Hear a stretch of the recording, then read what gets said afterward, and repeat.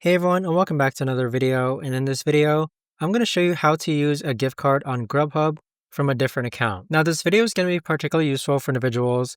Let's say that you received a Grubhub gift card from work or a family member or a friend.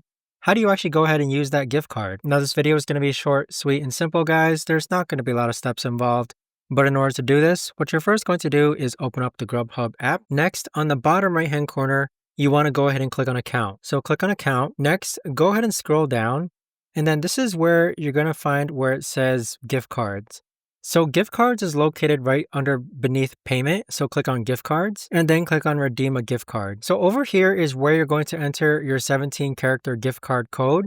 This usually is a scratch off and it's located on the back of your gift card. Enter that 17-character gift card code and then click on add to my account. But there you have it, guys. That right there is the best and easiest way that I know of to actually go ahead and use a gift card on Grubhub. If you guys know of a better or easier way to actually do this, let me know in the comments down below. I would love to know. Thanks so much for watching, everyone, and I'll see you guys all in the next